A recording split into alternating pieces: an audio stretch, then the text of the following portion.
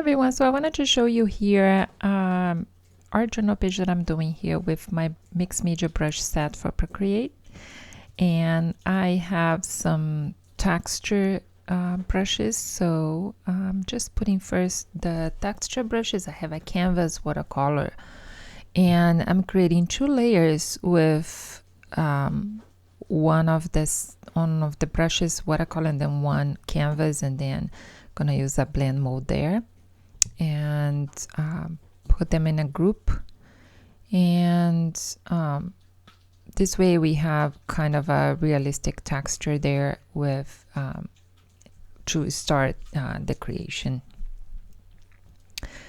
And I'm here with a 8x10 size, and I'm changing the name there to texture and putting blend mode multiply, or maybe not. So you see whatever, I mean, if you wanna it soft, if you wanna it, lower opacity, you kind of decide. I wanted this green base color there. And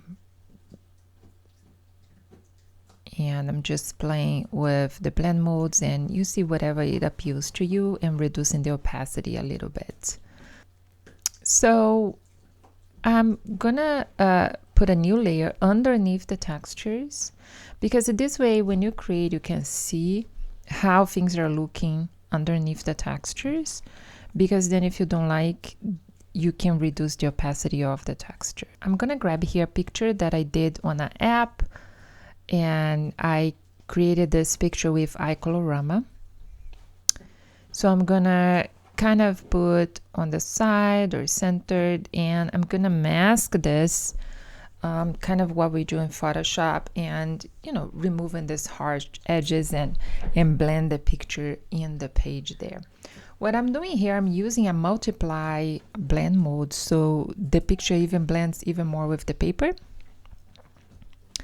And it creates that kind of artsy feel and blending that I want. So I'm using here one of the brushes of the set and start blending these pictures. Of course you could use the same brush in deleting, but I kind of like to be undestructive, because then if you want to go back and put a little more, you did a mistake, it's easier than to put undo all the time, and it's good to have that there.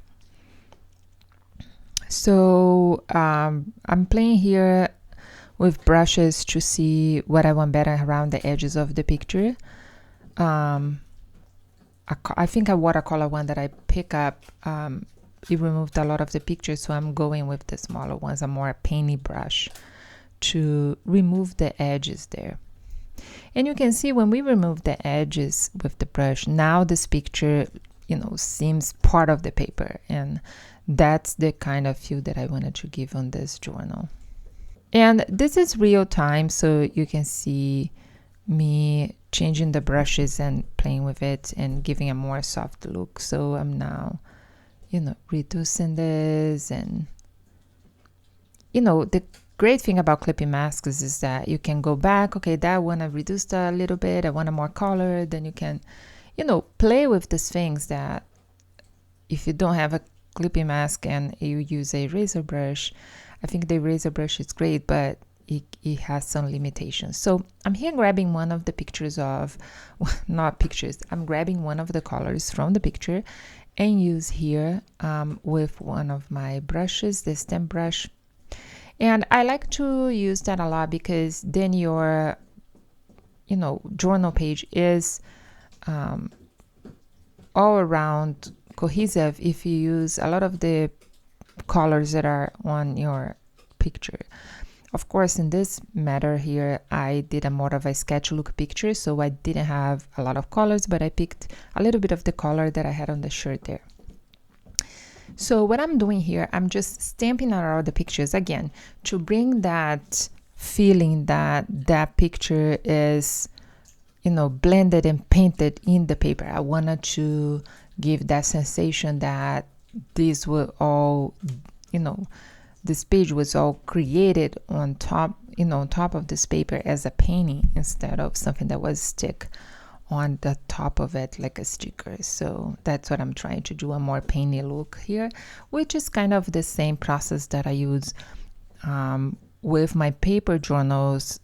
If you go to my other video, you can see that I use a lot of magazine pictures and I kind of blend them together with the painting that I have, so they don't look like a piece of picture, a piece of magazine that I put over there.